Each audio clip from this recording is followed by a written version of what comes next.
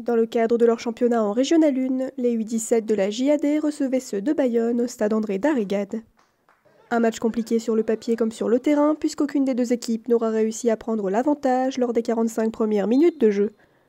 Mais dans notre saison, c'est compliqué parce que dans cette poule, il y a deux championnats, quoi. Il y a les Girondins, Stade Bordelais, Marmande qui sont largement au-dessus. Et après, il y a nous, il y a les Croisés de Bayonne, il y a Villeneuve-d'Ornon, il y a Orthès. On se bat pour le maintien. C'était un match en jeu, donc un match sous tension. On n'a pas très bien débuté la rencontre. Ils nous ont mis bien sous pression. Ces garçons de 17 ans, ils sont encore dans l'apprentissage, sachant que j'ai que 4 joueurs qui ont joué en Ligue l'année dernière, l'année d'avant. Donc du coup, je récupère une équipe avec un niveau trop grand d'écart entre les joueurs.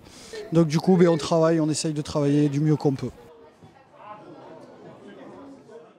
En seconde période, les jeunes d'Aqua se font beaucoup plus présents sur le terrain et se créent de nombreuses occasions, mais sans toutefois réussir à marquer.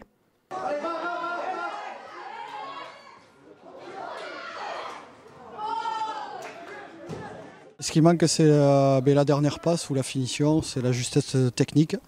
Voilà, après, c'est des garçons de 17 ans, donc ils sont là pour apprendre. On fait du mieux qu'on peut. Après, on avait un terrain très gras, mais l'équipe adverse aussi avait un terrain très gras pour eux. Donc voilà, c'était les deux équipes pareilles. Et nous, c'est vrai qu'on a du mal à la finition, on le voit, hein, on est la plus mauvaise attaque, donc c'est pas pour rien, quoi. Et ce sont finalement les Rouges et Bleus qui ouvriront le score à la 75e minute avec un but du numéro 11. De leur côté, les Bleus ne se relâchent pas et égalisent quelques minutes plus tard avec un penalty.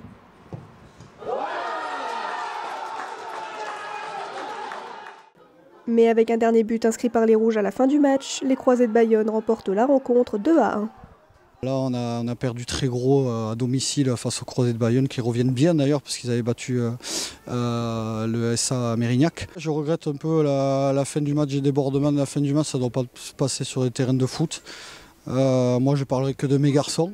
Quand on perd 2-1, on rentre dans les vestiaires, on ne dit rien. Et là, bon, il y a eu une phrase, un mot, et ça a déclenché un peu à la fin ce qu'on ne veut pas voir sur les terrains de foot, et je trouve ça très dommageable. La suite, on va à Villeneuve-d'Ornon, chez l'avant-dernier. Donc voilà, il va falloir, les points qu'on n'a pas pris aujourd'hui, il va falloir aller les prendre à l'extérieur. Ça va être très compliqué, mais on va se battre jusqu'au bout.